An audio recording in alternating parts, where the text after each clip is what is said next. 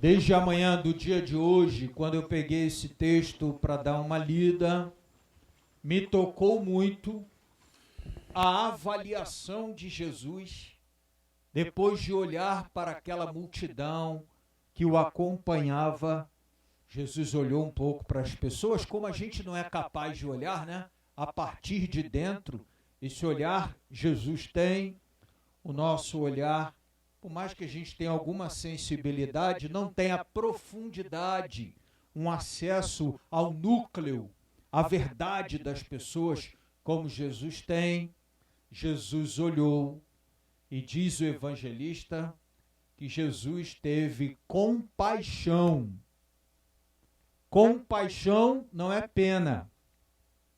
Pena é um sentimento que não compromete quem tem com de quem se tem. A pena é passar, coitado, mas seguir o seu caminho. A compaixão significa com, junto, ao lado, a favor de, patos, de onde vem a palavrinha paixão, que significa sofrimento, dor. Compaixão significa aquilo que o apóstolo Paulo diz: chorar com quem chora e sorrir com quem sorri. Ou seja, ser capaz de se fazer um com o irmão, solidário com o irmão, naquele momento dele difícil, particularmente delicado, de dor, de sofrimento.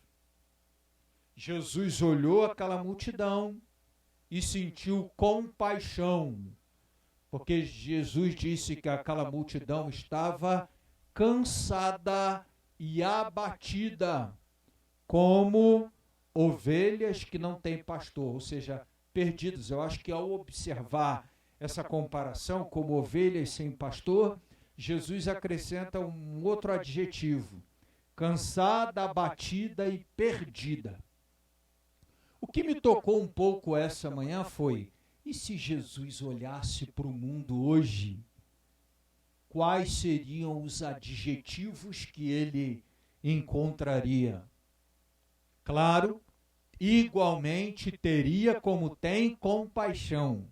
Mas quais seriam os adjetivos? Eu acho que o cansado ainda está valendo. Eu acho que o abatido também. O perdido também. Mas, por exemplo, nos nossos tempos, doente, né? Adoecido. E tantos outros adjetivos poderiam ser acrescentados aí a este olhar de Jesus para o mundo no dia de hoje. Acho interessante que Jesus se preocupa em tirá-los daquela situação, né? Porque a pena nem sempre. A gente sente pena e segue o caminho. A compaixão não. Ela se compromete com a mudança da dor, do sofrimento, daquele com quem a gente está chorando, com quem a gente está, de alguma forma, se fazendo solidário. E Jesus, então, a partir desta avaliação, deste olhar para a multidão cansada, abatida e perdida, como ovelhas sem pastor, Jesus escolhe os discípulos. Ou seja, Jesus entende que os operários, os seguidores, a vocação do cristão tem uma relação especial com a dor, o sofrimento, o cansaço, o abatimento, a falta de orientação, ou mesmo o adoecimento experimentado pelo mundo que está em volta da gente. De alguma forma, Jesus está dizendo: e você? Né? Isso te toca? Isso te compromete? Como você ali, como cristão, pode também apresentar a sua compaixão? Porque Jesus apresentou a dele. e a sua compaixão como cristão será para aquele que experimenta a sua compaixão a própria compaixão de Jesus que chega ao outro através de você. Interessante isso, né? Por isso Jesus, claro, percebendo que ele não poderia atender a todos, não poderia estar junto de todos, mas escolheu os discípulos para isto, não para ter títulos de discípulo, não para de alguma forma se servir dessa coisa do ser discípulo, mas para, e acima de tudo, ser o rosto compassivo, a compaixão do nosso Deus no mundo. Eu entendo que esse é um pouco o sentido da nossa vida neste mundo, a razão da nossa vida neste mundo, sermos instrumentos de compaixão, sinal de compaixão.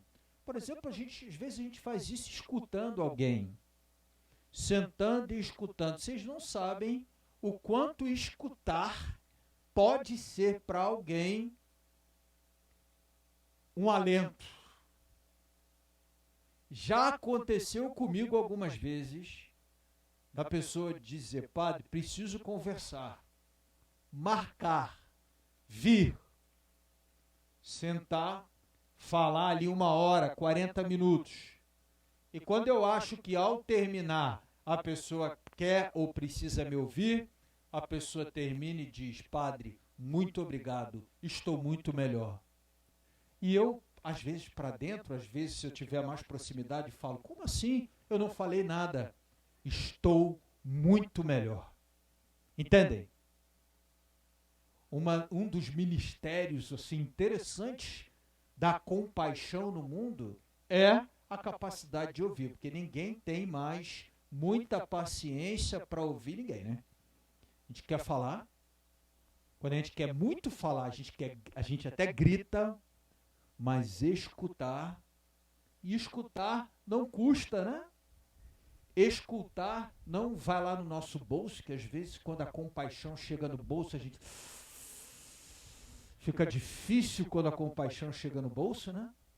Mas nem sempre ela chega no bolso, e essa, por exemplo, os idosos que estão em casa, as pessoas com algum tipo de comorbidade que estão em casa precisando falar, precisando ver, precisando... que oportunidade de exercermos esse ministério da compaixão no mundo. Mas tem outras tantas formas. Às vezes uma ajuda que a gente faz que também não chega ao bolso, né? Não é a compaixão que chega ao bolso, mas uma ajuda, a gente vai lá, ajuda com isso, ajuda com aquilo, conserta uma coisa, ajuda com uma mudança, ajuda com um socorro, ajuda com... E a gente está ali, exercendo compaixão. Eu entendo que no nosso dia a dia, se a gente olhar com carinho, sempre há, independentemente da nossa idade, da nossa condição, oportunidade de exercer este ministério da compaixão. E acho que a palavra de hoje, que a reflexão de hoje, nos convida um pouquinho a pensar sobre isso. Oportunidades que nós estamos perdendo de exercer, de ser compaixão na vida de quem está ali perto, né? Sei que às vezes a gente está cansado, né? Por exemplo, depois de um dia de trabalho, o pessoal que vai casar hoje, quando a gente, depois de um dia de trabalho, condução, complicado, chega em casa, a esposa fala assim: querido, quero conversar. Né? Mas ela ficou em casa o dia todo, em alguns casos, não falou com ninguém, não conversou com ninguém. Ela precisa falar. Você que ouviu e falou com muita gente, mas ela precisa falar. Ou o contrário também, né? Que hoje as coisas, às vezes é o homem que quer falar, Entenderam? Então, há oportunidade. Ou a criança que diz: papai, vamos brincar. O neto ou o filho que diz: vamos brincar, e a gente, meu Deus, né? Enfim, há diversas oportunidades, elas estão sempre aí à nossa porta, do exercício da compaixão. Vamos aproveitá-las todas. Não vamos desperdiçar as oportunidades da gente viver essa compaixão no mundo. Hoje nós vamos com alegria, como eu disse no início. Fiquei na dúvida aí se eram 3 mas de fato são 4, a noiva chegou do quarto casamento, né? Quis fazer dar um sustinho nele? Não, isso aí. Então já chegaram direitinho, né? Então nós vamos celebrar a santificação, né, das 4 histórias. As 4 histórias já têm filhos, não é isso? Todo mundo já tem filho, quer dizer, já caminham juntos, já tem uma história, e fazendo esse caminho do catecumenato, hoje decidiram também santificar a união. Para a nossa comunidade é um motivo de alegria, e eu acredito que para a vida e para a família de vocês também, tem coisas de sonhos a serem realizados aí que estão acontecendo no dia de hoje. Eu vou convidar os 4 casais, só os casais, a ficarem de pé.